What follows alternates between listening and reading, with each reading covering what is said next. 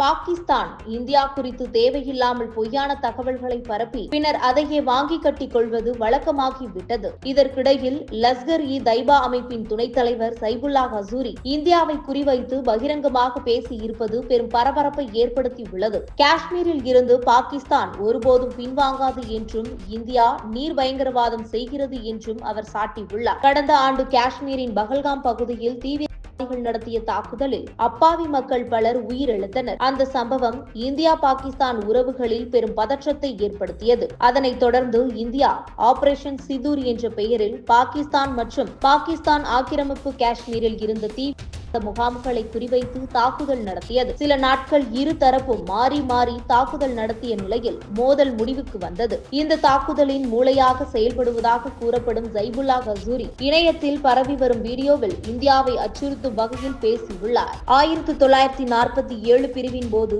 India பாகிஸ்தானின் பல லட்சம் ஏக்கர் நிலங்களை ஆக்கிரமித்து விட்டதாக ஆதாரமின்றி குற்றச்சாட்டிய அவர், உலகம் தலைகீழாக மாறினாலும் அரசுகள் கவிழ்ந்தாலும் காஷ்மீர் மிஷனில் இருந்து நாங்கள் ஒருபோதும் பின்வாங்க மாட்டோம் என திட்டவட்டமாக தெரிவித்துள்ளார். மேலும் ஹபீஸ் சயீத் உடன் நடந்த சந்திப்பை குறிப்பிட்ட அவர், இந்தியா நம்மை விட 100 மடங்கு பெரிய எதிரி, ஆனால் இறைவன் அவர்களுக்கு பாடம் புகட்டி உள்ளான். நாங்கள் பெரும் சேதத்தை ஏற்படுத்தி உள்ளோம். அடுத்த 50 ஆண்டுகள் இந்தியா எங்களை தாக்க நினைக்க கூடாது, துணியாது என கூறினார். பஹல்காம் தாக்குதலுக்கு பிறகு இந்தியா சிந்து நதி ஒப்பந்தத்தில் இருந்து விலகியதை சுட்டிக்காட்டிய ஹசூரி, இந்தியா திட்டமிட்டு நீரை விடுவித்து பாகிஸ்தானில் வெள்ளம் ஏற்படலாம் எனவும் குற்றம் சாட்டினார். இந்தியா நீர் பயங்கரவாதம் செய்கிறது என்ற அவரது சுற்று பாகிஸ்தானில் நடந்த கூட்டத்தில் வெளிப்படையாக கூறப்பட்டது. இந்த வகையான பேச்சுகள் பாகிஸ்தான் தீவிரவாத தொடர்ந்து இந்தியாவை குறிவைத்து அச்சுறுத்தும் முயற்சிகளை வெளிப்படுத்தி வருகின்றன. ஆதாரமற்ற குற்றச்சாட்டுகள், பொய்யான தகவல்கள் மற்றும் அடாவடி மிரட்டல்கள் மூலம் பாகிஸ்தான் தனது அரசியல் ராணுவ நிலைப்பாட்டை வலுப்படுத்த முயற்சிக்கின்றது. மேலும் இதுபோன்ற உங்கள் கருத்துக்களை கமெண்ட் பாக்ஸில் கமெண்ட் பண்ணுங்க.